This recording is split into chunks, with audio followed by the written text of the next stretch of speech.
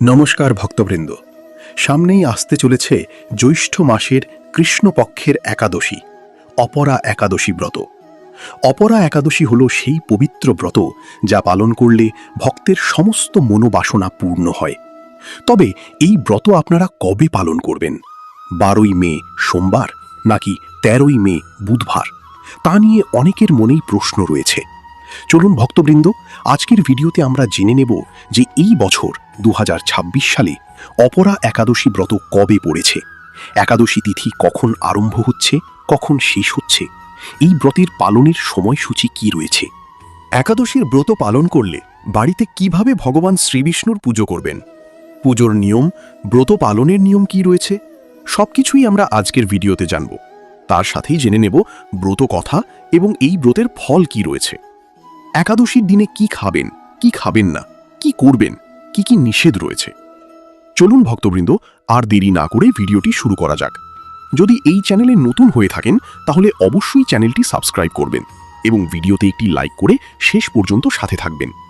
আশা করি ভিডিওটি আপনাদের জন্য খুবই উপকারী হবে।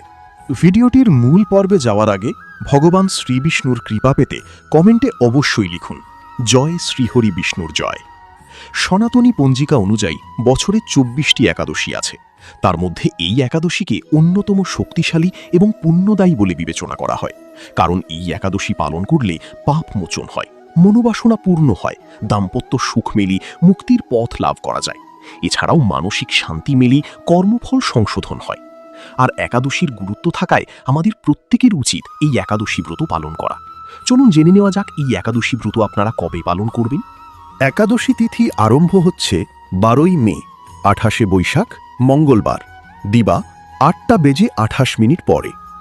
একাদশী তিথি সমাপ্ত হবে 13ই মে, 29শে বৈশাখ বুধবার, দিবা 9:32। এই পরিস্থিতিতে উদয় তিথি অনুযায়ী কিন্তু 13ই মে, 29শে বৈশাখ বুধবার সারাদিন একাদশী তিথি রয়েছে। আপনারা প্রত্যেকে 13ই মে বুধবার দিনেই কিন্তু একাদশীর ব্রতোপবাস এবং নিশি পালন করবেন। এখন চলুন একাদশী ব্রতের পালনের সময়সূচি কি রয়েছে তা আমরা জেনে নিই। তবে তার আগে জেনে নেওয়া যাক এই একাদশী ব্রত পালন করলে আপনারা কি কি বিধি নিয়ম মেনে শ্রীবিষ্ণুর পুজো করবেন। সূর্যোদয়ের আগেই ঘুম থেকে উঠুন, স্নান করুন এবং পরিষ্কার হলুদ অথবা সাদা পোশাক পরুন। শ্রীবিষ্ণুর পছন্দের রং হলুদ আর সাদা। পরিষ্কার আসনে ভগবান শ্রীবিষ্ণু বা শ্রীকৃষ্ণের প্রতিমা বা চিত্র স্থাপন করুন। হলুদ কাপড় বিছিয়ে বসাতে পারলে খুবই ভালো।